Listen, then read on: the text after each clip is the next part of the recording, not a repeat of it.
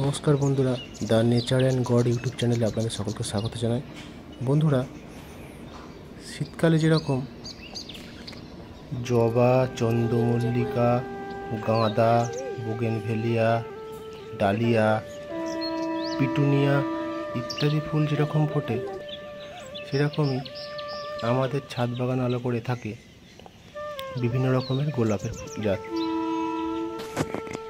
আজ আমরা আপনাদের সাথে কিছু গোলাপের জাত নিয়ে এবং গোলাপের পরিচর্যা নিয়ে আলোচনা করব।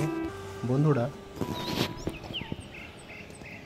গোলাপের বিভিন্ন জাত রয়েছে এবং গোলাপের পরিচর্যা বেশ ভালো রকম করলে তবেই ভালো রকম ফল পাওয়া যায়।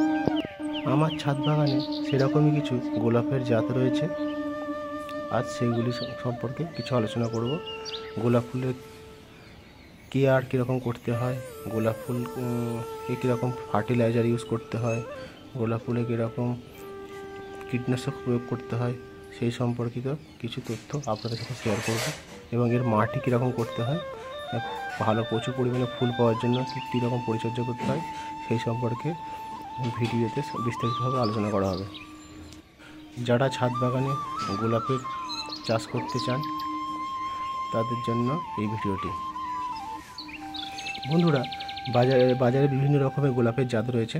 তার মধ্যে আমার কাছে গোটা 5-7 ভালো ভ্যারাইটির জাত রয়েছে, যেরকম Gary college, CL sunset, first love, ঝুমেলিয়া ইত্যাদি।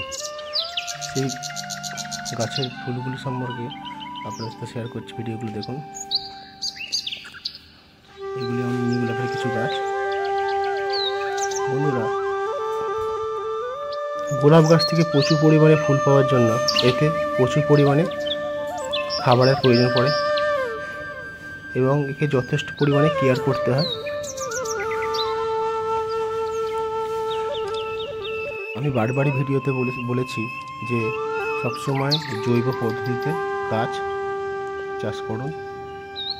গোলাপ গাছ লাগানোর জন্য এবং প্রচুর পরিমাণে ফুল পাওয়ার জন্য কীরকম মাটি করতে হয় তা আপনাদের সাথে শেয়ার করছি।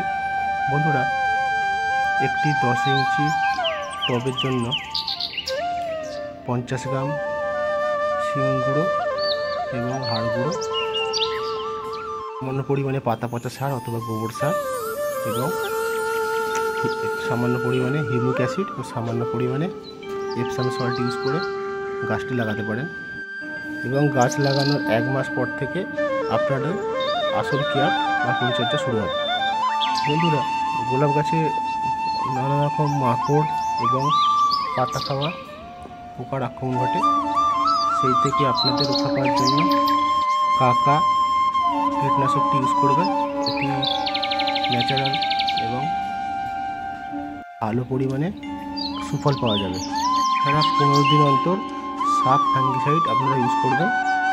গাছ টবে সেট হয়ে গেলে একে লিকুইড সার আপনারা প্রয়োগ করবেন। লিকুইড সার হিসেবে আপনারা খোল পচা জল ইউজ করতে পারেন।